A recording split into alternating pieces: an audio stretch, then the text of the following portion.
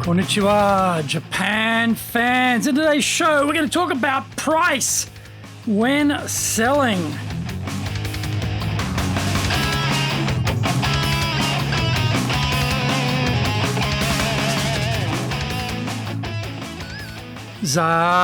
Eigo desu. それでは行きましょう. So let's get going. This is the fourth year of the Sales Japan Series podcast, and we are broadcasting around the world from the Beverly Hills of Japan, Minato-ku. It is Chic Central. I'm your host, Dr. Greg Story, your corporate coaching and training guide committed to your success, the president of Dale Carnegie Training Japan, the best-selling author, Japan Sales Mastery and Japan Business Mastery, and my new book, Japan Presentations Mastery, will be released shortly.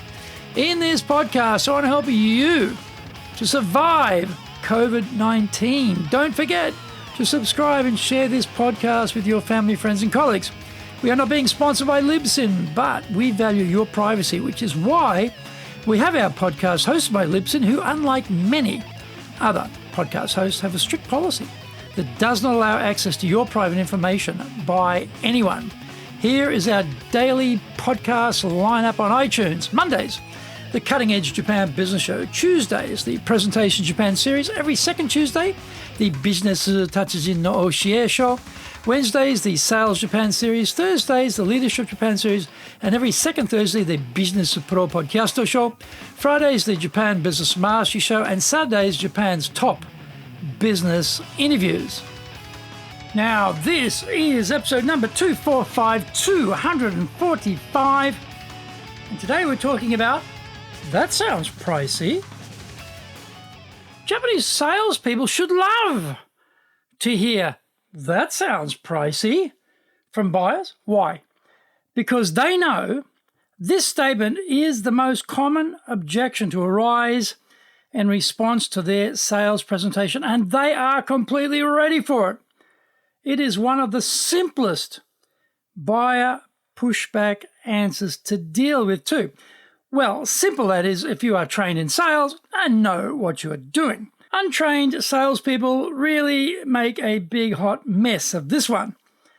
They want to argue the point about pricing with the buyer, or they want to use their force of will to bully the buyer into buying, or they want to use one of those American-style aggressive response statements to try and push the deal over the line.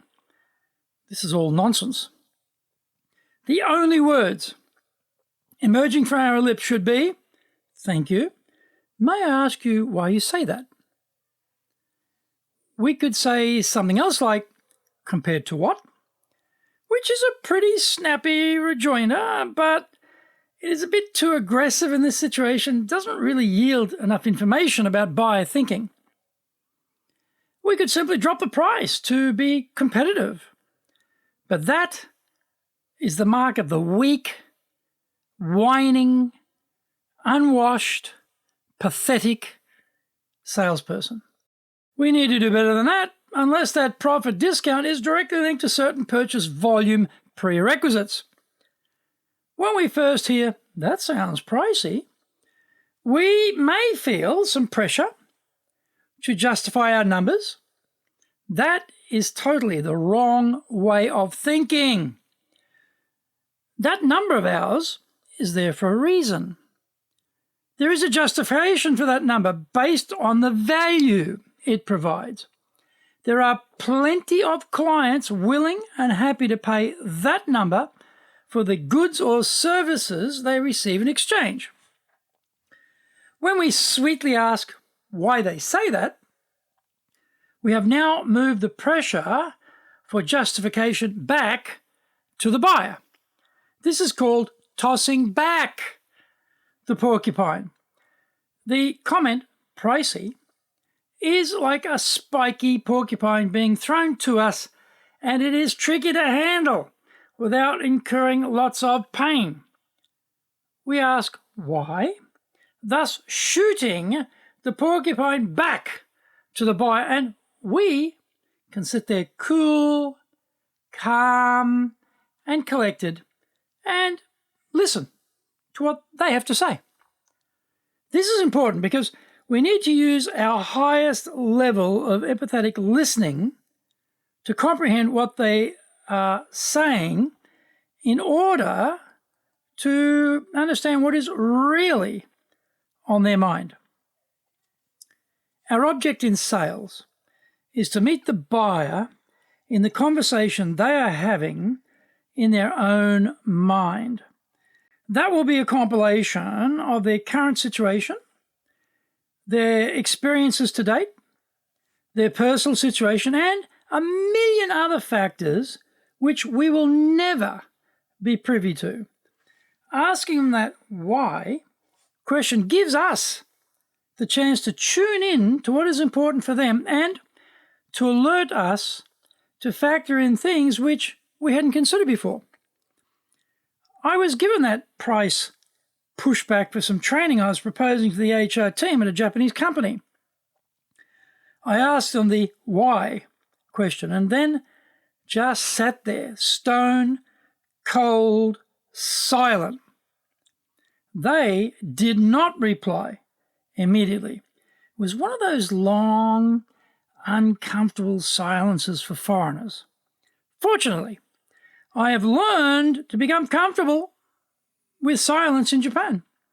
After what seemed an absolute age, they explained that they are given a quarterly budget for training and my number was over that quarterly limit.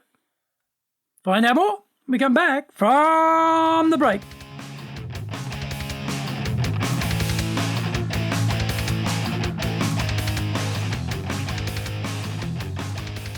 Our show today is brought to you by our public programs, but we also do custom-made in-house classes. Now, we do them in our super safe classroom, we do them live online, and we do them in Japanese, and we do them in English.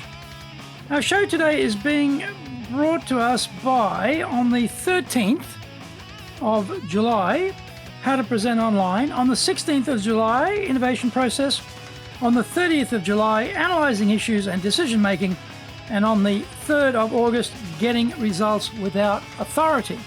You can find out more about those programs on our website at enjapan.dalecarnegie.com, and you can email me at greg.story@dalecarnegie.com. Get my best-selling books, Japan Sales Mastery, the Bible for selling in Japan, and Japan Business Mastery, and my new book, Japan Presentations Mastery. If you like learning by watching videos, we have over 1,000 for you there on Japan Dale Carnegie TV on YouTube. We release 3 TV shows every week on YouTube. The Cutting Edge Japan Business Show, that's the premier business show in Japan, comes out Mondays. Fridays, the Japan Business Mastery Show, and Saturdays, Japan's top business interviews, where I interview leaders in Japan from SMEs all the way up to the corporate captains of industry on one topic, leading in Japan. Now, every second Thursday, we release the Business Pro Television Show. And don't forget, you can email me at greg.story@dalecarnegie.com.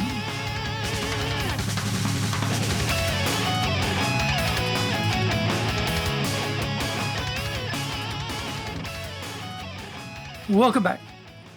Did I rail against the iniquity of having such dopey quarterly budgets, or rage that they should change their entire budgeting system and get that accounting department better geared up to suit my preferred pricing?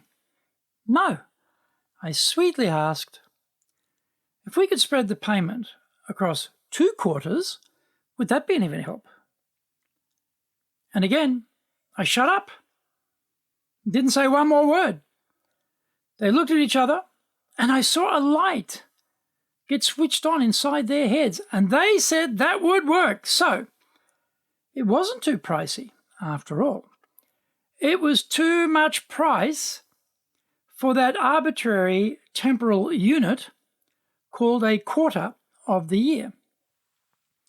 After the buyer tells us all the good reasons why our price is too high, we need to be packing heavy with our value justification for the number we have just quoted.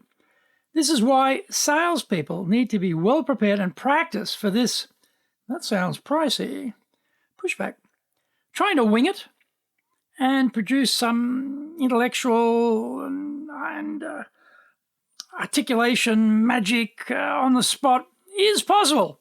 Unlikely, though, especially when your brain is frozen with fear getting that infamous pushback. Recently, a multinational client wanted presentation training in Japan after having conducted training in APAC with another provider who was based out of Hong Kong. They were unable to deliver the training in Japan, so the client contacted us. I gave them my proposal, and they told me my number was Pricey. Well, I sweetly asked why. They not so sweetly told me that the other vendor did the exact same training for a price significantly at a discount to what I was proposing. They said I should match this other provider, whom I had never heard of. I checked them out. They didn't have 109 history of teaching presentation skills, a track record of 58 years in Japan, teach 90% of the Fortune 500 companies, have 200 branches in over 100 countries, teach in 35 languages, have ISO 9001 certification, require their trainers to undergo 250 hours of train-the-trainer instruction for their first license, have a trainer who had personally delivered 545 public speeches, appear in the training industry top 20 training companies, and on it went. You get the idea. In the end, I suggested we do a demo session with the key decision makers so that they could comfortably recommend us to their executives at the price I required. The demo blew them away because now they could directly compare us with the other vendor. We did the training and achieved a 9.3 out of 10 Net Promoter Score, NPS score, and a Voice of Customer, VOC score of 92.8 out of 100, which are very high scores, thoroughly justifying the investment. Yes, I'm bragging, but the point is, we have numbers we can quote back to clients in order to brag. We do the satisfaction surveys for our professional work so we can justify the value of our training at the price point we nominate. When professional salespeople hear, "That sounds pricey," they remain extremely calm because they know what to say and how to justify their pricing. How about your sales team? Are they like deers in the headlights when they get pushback, or are they legends of value explanation to buyers?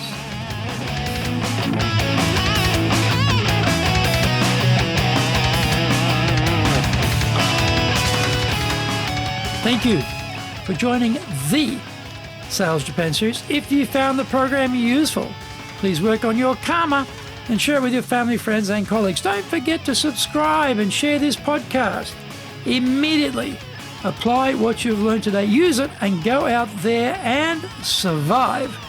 Remember, I'm your corporate coaching and training guy in your corner, committed to your success here in Nippon.